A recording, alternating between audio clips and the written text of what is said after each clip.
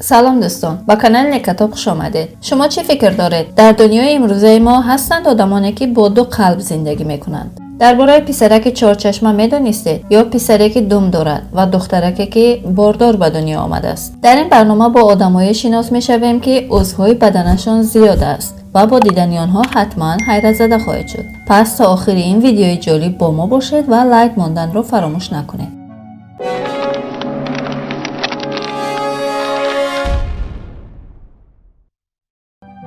شاید برای شما عجیب باشد، اما مشکلات ژنتیکی هستند که در بین مردان زیاد به چشم میرسند. بر اساس معلومات این پدیده های ژنتیکی در سال 1609 یکم بار دیده شده است. در این پدیده کمیاب ژنتیکی مردها بیش از یک عضو جنسی دارند. عین حال در جهان ما بیش از 1000 نفر به این بیماری گرفتارند، اما بیشتری صاحبان این بیماری این موضوع را از دیگران پنهان میکنند. اما یکی از قهرمان‌هایی که به نزدیکی داستان خود را در فضای مجازی نقل کرده است گفته است که دو عضو جنسی دارد و این موضوع برایش یگان مشکلی ایجاد نمیکند. او در امریکا زندگی میکند و هویت خود را پنهان کرده است، اما سخنهایش و موضوعش در بین مردم با سرعت بلند پخش می شود. اما سوالی که بیشتر مردمان را میپرسند این است که این مرد از داشته‌هایش به خوبی میتواند استفاده برد و آیا از این زندگیش راضی است؟ این سوالی آنها تا حال به جواب مانده است. تولد شدن آدم با دم خیلی کم روی میدهد، اما اگر روی دهد هم آن دم به شکل یک استخوان زیادی دیده می شود. اینچنین میگویند که کسانی که با دم تولد می شوند نسل آنها از نسل میمون است. اما درباره تولد شدن نوزادان با دم نوشته های موجود است که به سالهای خیلی پیش برمیگردد. تولد نوزادان با دم در اروپا ترس و وحشت زیادی را ایجاد میکرد. این نوزادان را همچون برده های شیطان نام میبردند و داستان زندگی آنها خیلی غم انگیز بود. در کشور هندوستان نیز کودکی به دنیا آمد که درازی دمش به 10 سانتی متر برابر بود. این پسرک 8 ساله به خاطر داشتن دم در قسم میانش به یک پدیده خاص و به یکی از خدایان هندی تبدیل شده است. مردم نیز او را پرستش میکنند. پسرک نیز گفته است که دمش برکت از جانب خداست و این دم سبب شده است که مردم او را قدر کنند. و گفته بومیان آن محل این پسرک نماد از خدایان میمون است که به این شکل ظاهر شده است. پدر و مادر این کودک نیز مانع بریدن این دم میشوند و میگویند که این هدیه از جانب خداوند است و بریدن آن سبب غضب الهی میشود. اما فکر طبیبان دیگر است. آنها میگویند این دم را که حالا اندازش به 17 سانتی متر برابر شده است باید جراحی کنند، چون که پسرک به خاطر داشتن این دم مجبور است که در روی کرسی معیوبی حرکت کند و عذاب زیادی میکشد. کودکی که با 4 چشم به دنیا آمده است نیز خیلی حیرت آور است. این پسرک در شهر سیبری در کشور روسیه به دنیا آمده است و در کنار دو چشم عادیش دو چشم نیمه گشاده دیگر نیز دارد. متاسفانه به خاطر همین موضوع این پسرک بینایی چشمانش را از دست داده است. طبیبان گفتند که نه تنها چشمانش بلکه بیشتر عضوهای داخلی بدنش نیز چند تا میباشند.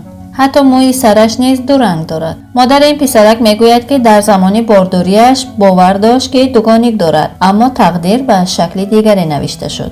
طبیبان توانستند با عمل جراحی چشمانی زیادی این پسرک را برطرف کنند، اما بینایی او را برگردانیده نتوانستند.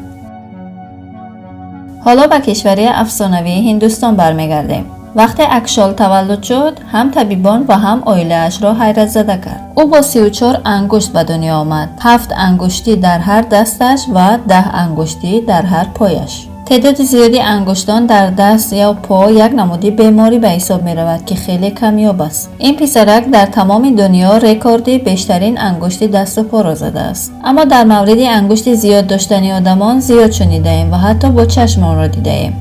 در دومین برنامه پسرکی را می‌بینیم که به او نام 8 پا را گذاشتند. دختری که باردار به دنیا آمده است و زنی که 3 پیستان دارد. سالهای نزدیک در هندوستان کودک تولد شد که همه را حیرت زده کرد. این کودک در قفس سینه‌اش دست‌ها و پای‌های زیادی داشت و زندگیش را مشکل کرده بود. این پسرک مجبور بود که همیشه با پشت بخوابد و برای حرکت کردن نیز خیلی احتیاط میکرد. با گذشت زمان توجه مردم به این کودک جلب شد، اما پدر و مادرش پول برای جراحی کردن او نداشتند. وقتی این پسرک 7 ساله شد، طبیبان گفتند که میخواهند این پسرک را به طور رایگان جراحی کنند. نرخ جراحی این کودک به $8,000 برابر بود. حالا آن کودکی که دست و پای زیادی زندگی او را تغییر داده بود و با مشکلی زیاد راه میگشت خیلی خرسند است. از این طبیبان خیرخواه باید به نهایت منتدار بود. پدیده نوبتی در حقیقت خیلی کمیاب و حیرت آور است. زن کلمبیایی که انتظار تولد دوگانگ را داشت، یک کودک به دنیا آورد. اما نوزاد دومش کجا شد؟ معلوم شد که کودک تولد شده خواهرش را در شکمش نگاه داشته است. هرچند که این حالت را بارداری نامیدن خیلی مشکل است، اما میتوان گفت که نوزاد دوم به شکل پارازیت در شکم نوزاد یکم قرار گرفته است. طبیبان با این پدیده آشنا بودند و یکمین بار در قرن 19 میلادی چنین حادثه دیده شده بود. عین زمان طبیبان تمام دنیا 200 نمونه چنین انومالی را تحت نظر دارند. این نوزاد کلمبیایی بعد یک روز تولدش تحت درمان قرار گرفت و به زندگی عادیش برگشت. تا هنوز به طور کامل طبیبان در مورد تولد و بارداری معلوماتی پوره ندارند و هنوز هم راز و رمزهای در این زمینه دیده می شود.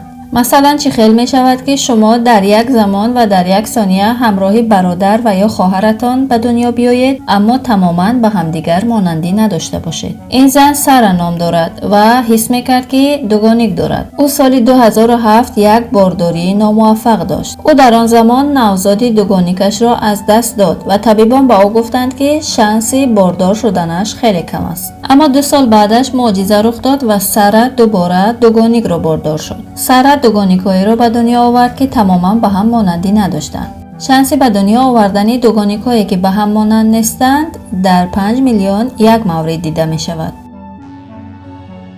سال 2011 تسمین در روز عاشقان بر روی تخت بیمارستان خوابیده بود. او را باید جراحی می‌کردند، اما در سر طبیبانی بیمارستان سندیگو سوالی مشکل تاب می‌خورد. در واقع قلب این مرد با شش‌هایش راست نمی‌گرفت. این مرد نارسایی قلبی داشت و باید جراحی می‌شد، اما فشار بلند شش‌هایش مانع این جراحی می‌شدند. طبیبان میگفتند که به خاطر این موضوع قلبی نوی که باید به او میچسباندن نیست کار کردن نمیتوانست. آنها به این خلاصه آمدند که به گرفتن قلب یکم قلب دوم را در بدن او قرار دهند. این قلب یک زن بود و به طور باور نکردنی این مرد صاحب 2 قلب شد. این کار از نظر علمی هم خیلی حیرت آور است، چون که دیگر خروموسوم‌های بدن این مرد مانند دیگر مردان XY نخواهند بود، بلکه خروموسوم‌های مخصوص زنان یعنی XX نیز در بدن او موجود خواهند بود. بله، پیشرفت علم در حقیقت ما را حیرت زده می کند.